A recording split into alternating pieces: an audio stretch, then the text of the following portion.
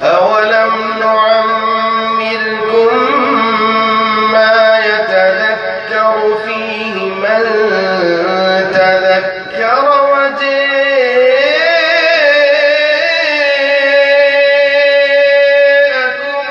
النذير فذوقوا فما للظالمين من نصير۔ علی مجمعین ایک دوسرے کے لیے کیسے ایثار کا جذبہ رکھتے تھے۔ جب ایمان ہوتا ہے تب دل میں گھٹن نہیں ہوا کرتی، جب ایمان ہوتا ہے دلوں میں نفرت نہیں ہوا کرتی۔ جو ایمان کا معیار بلند ہوتا ہے، اخوت کا جذبہ، احساس کا جذبہ، ایک دوسرے کے لیے دعاؤں کا رشتہ، ایک دوسرے کا بھلا سوچنے کا جذبہ بیدار ہوتا چلا جاتا ہے۔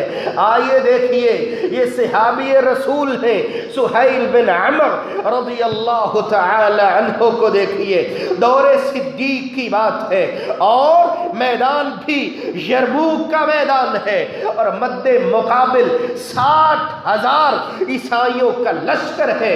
قربان جاؤں میں ایسے سپہ سالار تھے۔ حضرت خالد بن ولید رضی اللہ تعالی عنہ سیدنا ابو عبیدہ بن جراح رضی اللہ تعالی عنہ کی اجازت سے تشکیل دیتے ہیں، 60 مجاہد نکالتے ہیں۔ کتنوں کے مقابلے میں؟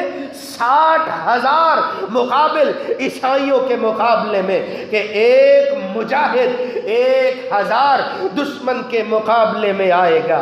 لیکن یہ تو رب کا فیصلہ ہے نا، وَأَنْتُمُ الْأَعْلَوْنَ إِن كُنتُم مُؤْمِنِينَ۔ اگر دلوں میں ایمان زندہ ہے تو فتح ایمان والوں کی ہی ہوا کرتی ہے، میدان ایمان والوں کے ہی ہاتھ میں آیا کرتا ہے۔ اور پھر چشم فلک نے دیکھا ایسا ہی ہوا۔ لیکن اس جنگ میں میرے بھائیوں تاریخ شاہد ہے، 10 مسلمان 10 مجاہد صرف شہید ہوئے اور 5 قیدی ہوئے۔ ان شہید ہونے والوں میں سے ایک نام سہیل بن عمر رضی اللہ تعالی عنہ کا ہے۔ جب زخموں سے چور چور ہیں، یوں زمین پہ گرتے ہیں، زبان سے پانی پانی کی آواز ہے۔ ایک مجاہد دوڑ کر کے پانی لے کر کے پہنچتا ہے، پانی ہونٹوں کے قریب ہے، قریب ہی بلکتے بھائی کی آواز سنی، پانی پینے سے انکار کر دیتے ہیں۔ اپنے بھائی کی جانب اشارہ کیا، یہ اس کے پاس پانی لے کر کے پہنچتے ہیں۔ جب تیسرے کی آواز سنی، یہ تینوں کے تینوں مجاہد، یہ اللہ کے شیر، اپنی جان کا نذرانہ تو پیش کر دیتے ہیں لیکن اپنے اوپر اپنے بھائی کو فوقیت دیتے ہیں۔